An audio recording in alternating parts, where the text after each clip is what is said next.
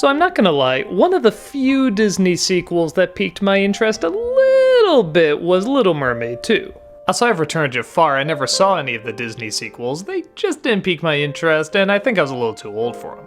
But when I saw the commercials for this one about Ariel's daughter who's a human who wants to become a mermaid, I thought, that's kind of a clever idea. Okay, I wasn't expecting much, I know it's a Disney sequel, but I thought there were some possibilities in this.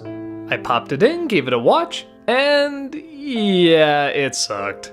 Okay, maybe that's too strong a word, but it just felt like an hour and a half of nothing.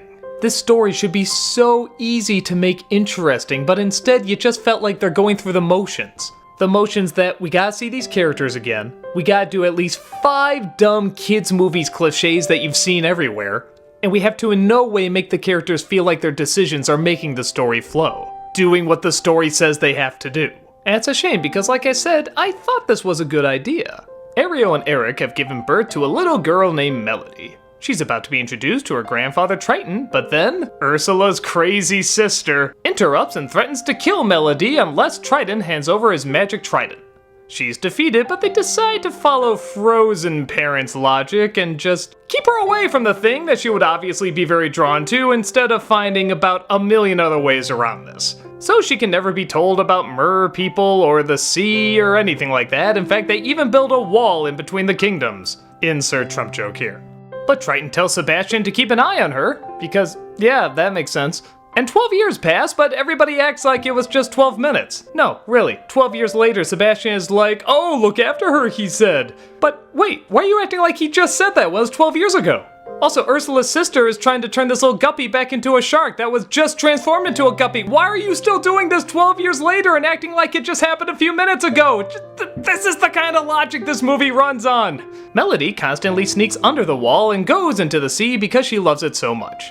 She doesn't question that she can talk to crabs and fish and seagulls, but apparently everyone else does and sees her as kind of weird. When Sebastian accidentally gets loose during a party and causes a big scene, she thinks she's to blame even though nobody says she's to blame. And this ruins her big night that I guess could have possibly gone awkward anyway. You see Ariel cross her fingers, though we don't know why. She's afraid to dance with this boy, though we don't know why. She looks down at her feet like she doesn't know how to dance, but this was never addressed. Yeah, we're not even at the meat of the story yet, and nothing is adding up. She finds her old magical locket that shows that the underwater city is real, and this convinces her that it's totally rational to leave her home and try to find it. Yeah, again, kinda crazy. She comes across Ursula's sister who turns her into a mermaid, but sadly says she doesn't have enough magic to keep her that way. The only thing that does have enough magic is King Triton's trident, who she now says he stole from her. Because Melody has succumbed to stupidly written kid syndrome like in all bad scripts, she believes her, thinks Triton is the bad guy, and goes and tries to steal from him. Along the way, she comes across Sea Timon and Pumbaa. Yeah, I'm sure they have other names, but it's just Timon and Pumbaa underwater. And she even totally 100% betrays her mother, while also simultaneously dooming the world. Oh god, is this movie stupid.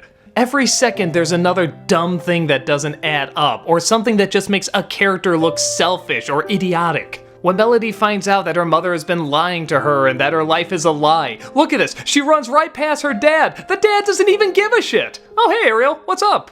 What? Attend to your daughter, you idiot! He doesn't even go with Ariel to go find her, he just stays behind and says, good luck! Even Jasmine threw a punch in Aladdin 3, this guy just does nothing! The only characters very occasionally of interest are either Melody or the evil sister. Once in a while they do a good expression on them, and hey, Pat Carroll's back to do the voice. She could read the phone book and make it sound deliciously evil.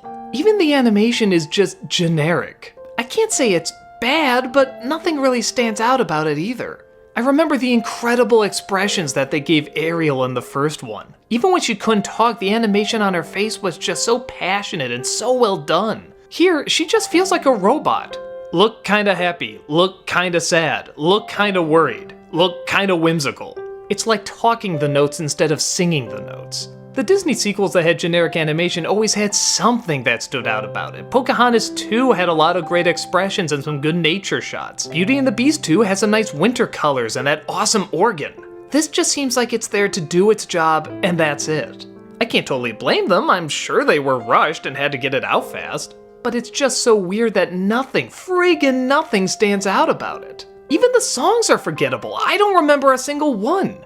I don't know, I guess I shouldn't be shocked. I mean, it's a Disney sequel. This is what we're supposed to expect, but I really like this idea. I wanted to see more of Melody longing for the sea. I wanted to see more conflict between her and the parents. I wanted her, when she finally gets into the ocean, to see what a spectacular world it is, like her life is starting anew. But instead of feeling any of that, you're just kind of shown it. You're told what's going on and not experiencing it.